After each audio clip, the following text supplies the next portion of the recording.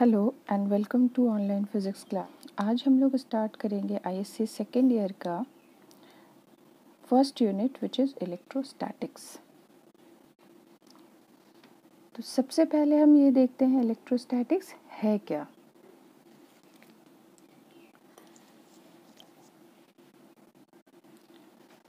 Electrostatics is the branch of physics which deals with the study of electric force, electric field, electric potential, etc. due to charges at rest. It is also known as static electricity. मतलब electrostatics वो branch है physics या science का जिसमें हम electric force, electric field, electric potential energy, इन सब के बारे में हम पढ़ते हैं जो क्रिएट होता है due two charges at rest, जब चार्जेस रेस्ट में होता है। इसे स्टैटिक इलेक्ट्रिसिटी भी कहते हैं। तो चार्जेस जब रेस्ट में होगा तो उसकी प्रॉपर्टीज़ जो स्टडी करते हैं विच इज़ इलेक्ट्रोस्टैटिक्स। तो अब बात आती है कि इलेक्ट्रिक चार्ज है क्या। तो इलेक्ट्रिक चार्ज एक बेसिक प्रॉपर्टी है इलेक्ट्रॉन्स और प्रोटॉन्स की। Electric charge is the basic property of electrons, protons and other subatomic particles. Electrons और प्रोटॉन्स में चार्ज होता है पर न्यूट्रॉन में कोई भी चार्ज नहीं होता है। It is that characteristic of matter which shows the extent to which the matter has more or fewer electrons than protons. किसी भी चार्ज बॉडी में चार्ज ही वो कैरेक्टरिस्टिक है जो ये बताता है कि उस बॉडी में इलेक्ट्रॉन्स कितना ज़्यादा है प्रोटॉन से या फिर इलेक्ट्रॉन कितना कम है प्रोटॉन से। चार्जेस दो तरह के होते हैं, पॉजिटिव चार्ज और नेगेटिव चार्ज। तो पॉजिटिव चार्ज का मतलब है कि उस बॉडी में डेफिशिएंसी है ऑफ इलेक्ट्रॉन्स की, और नेगेटिव चार्ज का मतलब है कि एक्सेस ऑफ इलेक्ट्रॉन्स है, मतलब इलेक्ट्रॉन्स ज़्यादा है in comparison to protons. Positive charge और नेगेटिव चार्ज क्यों और कैसे आता है बॉडी में, वो हम इस डायग्राम की मदद से समझ सकते हैं। सपोज हमारे पास दो बॉडी है, एक बॉडी ये है और एक बॉडी ये है। दोनों को अगर हम आपस में रफ कर दें और दोनों कंडक्टर अगर हो, कंडक्टर मतलब दोनों में फ्री इलेक्ट्रॉन्स अगर प्रेजेंट है, तो एक बॉडी से दूसरे बॉडी में इलेक्ट्रॉन ट्रांसफ़र हो सकता है। Suppose this body is losing electron, loss of electron हो रहा है, तो this body is gaining electron. तो इस बॉडी में जितना भी हम ये जानते हैं कि matter is made up of atoms and atoms are made up of electrons, protons and neutrons. Neutron में कोई चार्ज नहीं होता है, प्रोटॉन एटम के न्यूक्लियस में सिचुएटेड है और इलेक्ट्रॉन्स रिवॉल्व कर रहा है। तो जब भी इलेक्ट्रॉन एक बॉडी से दूसरे बॉडी में ट्रांसफ़र होगा तो एक में लॉस और एक में गेन हो रहा है। तो जिस बॉडी में इलेक्ट्रॉन्स कम हो रहा है तो उस बॉडी में नेगेटिव चार्ज कम हो रहा है, negative charge in comparison to protons कम हो रहा है। तो जब नेगेटिव चार्ज कम होगा तो वो उस बॉडी में प्रोटॉन ज़्यादा हो जाएंगे, प्रोटॉन ज़्यादा होंगे तो इसका मतलब ये पूरा बॉडी पॉजिटिव चार्ज हो जाएगा। उसी तरह से जो बॉडी इलेक्ट्रॉन्स गेन कर रहा है तो उसमें इलेक्ट्रॉन्स ज़्यादा हो जाएंगे प्रोटॉन से, तो इलेक्ट्रॉन्स ज़्यादा हो जाएंगे तो उसका मतलब है कि नेगेटिव चार्ज ज़्यादा है प्रोटॉन से, तो ये पूरा body, the whole body will acquire negative charge. तो इसका मतलब क्या हुआ, पॉजिटिव चार्ज का मतलब है deficiency of electrons and negative charge का मतलब है एक्सेस ऑफ इलेक्ट्रॉन्स। अब है चार्ज को हम मेजर किस में करते हैं। तो एसआई यूनिट ऑफ चार्ज जो होता है वो है कूलम्ब, जिसका सिंबल होता है कैपिटल C। लेकिन ये फंडामेंटल यूनिट नहीं है। फंडामेंटल यूनिट इलेक्ट्रोस्टैटिक्स में होता है इलेक्ट्रिक करंट। तो हम जानते हैं electric current is defined as rate of flow of charge, मतलब electric current is equal to charge divided by time. तो यहाँ से हम चार्ज को निकाल सकते हैं, charge will be equal to this electric current multiplied by time, तो electric current into time. 1 coulomb या इलेक्ट्रिक चार्ज की एसआई यूनिट होती है कूलम, इलेक्ट्रिक करंट की एसआई यूनिट होती है एम्पियर और टाइम का यूनिट होता है सेकेंड। तो 1 coulomb will be equal to 1 ampere into 1 second. That is in short form. In symbol form is written as 1 coulomb is equal to 1 ampere second. ये बहुत ही important है, which is the unit of charge is expressed in terms of fundamental units. इसके बाद है dimensional formula of electric charge. जैसे कि हमने देखा है charge is equal to electric current into time.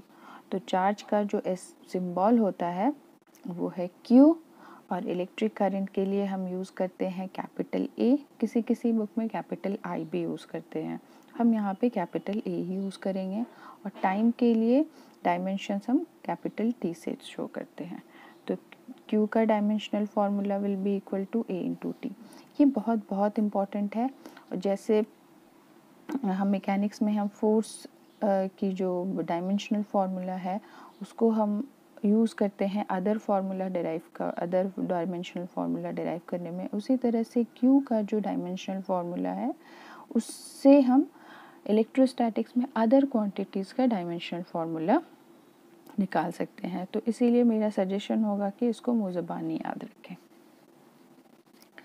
इसके बाद एक बहुत ही इम्पॉर्टेंट टॉपिक और property of charge, basic property है चार्ज की, वो है क्वांटाइजेशन ऑफ चार्ज। तो क्वांटाइजेशन ऑफ चार्ज को समझने के लिए पहले हम पिछले वाले डायग्राम में जाते हैं।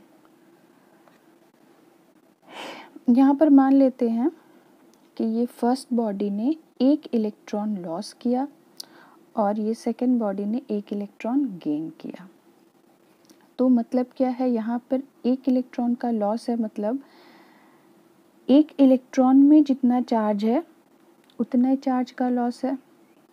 उसी तरह से इस बॉडी के लिए जितना एक इलेक्ट्रॉन में चार्ज है उतना गेन है। मान लेते हैं हम कि एक इलेक्ट्रॉन में चार्ज है E माइनस E। तो एक इलेक्ट्रॉन जब लॉस कर रहा है तो इसमें कितना चार्ज हो गया, प्लस E। और उसी तरह से इस बॉडी में एक इलेक्ट्रॉन का गेन हुआ तो इसने कितना गेन किया, माइनस E। मान लेते हैं इसने एक और इलेक्ट्रॉन लॉस किया तो यहाँ पर चार्ज कितना आ जाएगा, 2 इलेक्ट्रॉन लॉस हो रहा है तो 2 पॉजिटिव चार्ज गेन कर रहा है, दैट मीन्स 2E। उसी तरह से ये जो लॉस कर रहा है ये गेन कर रहा है तो इसमें चार्ज आ गया माइनस 2E। अगर तीसरा इलेक्ट्रॉन लॉस करता है तो यहाँ पे हो जाएगा प्लस 3E इस बॉडी में चार्ज, और इस बॉडी में सिमिलरली हो जाएगा माइनस 3E। फोर्थ इलेक्ट्रॉन होगा तो प्लस 4E चार्ज इस बॉडी में एक्वायर हो जाएगा और इस बॉडी में माइनस 4E। तो हम क्या देखते हैं यहाँ पर, जब भी चार्जेस का ट्रांसफ़र हो रहा है एक बॉडी से दूसरे बॉडी में इन टर्म्स ऑफ इलेक्ट्रॉन्स, तो एक कंप्लीट इलेक्ट्रॉन ट्रांसफ़र हो रहा है। ऐसा नहीं है कि फ्रैक्शन में इलेक्ट्रॉन ट्रांसफ़र हो रहा है, मतलब एक और आधा इलेक्ट्रॉन, पौना इलेक्ट्रॉन, इस तरह से ट्रांसफ़र नहीं होता है। जब भी शेयरिंग या लॉस या गेन ऑफ इलेक्ट्रॉन होगा तो वो कंप्लीट एक इलेक्ट्रॉन का होगा। तो इसका मतलब है जो पॉजिटिव या नेगेटिव चार्ज किसी बॉडी में आएगा वो plus E, plus 2E, plus 3E, plus 4E, plus 5E, मान लो n नंबर तक अगर चार्जेस है तो NE हो जाएगा। तो उसी तरह से नेगेटिव चार्ज में भी टोटल नेगेटिव चार्ज जो बॉडी में होगा वो 1E, 2E, 3E, 4E, 5E, 6E minus NE। तो कहने का मतलब ये है कि जब भी किसी बॉडी में टोटल चार्ज जो होगा वो हमेशा ही इंटीजर का मल्टीपल होगा, फ्रैक्शन में नहीं होगा, डेसिमल में नहीं होगा। और इसी प्रॉपर्टी को हम कहते हैं क्वांटाइजेशन ऑफ चार्ज। तो according to quantization of charge, all the charges existing in nature are integral multiple of a basic unit of charge which is represented by E। मतलब नेचर में या किसी भी बॉडी में जितना भी टोटल चार्ज होगा वो हमेशा ही E का इंटीग्रल मल्टीपल होगा। तो इसीलिए हम टोटल चार्ज किसी भी बॉडी में इस तरह से लिख सकते हैं, therefore the total charge on a charged body is given by Q is equal to plus minus NE, where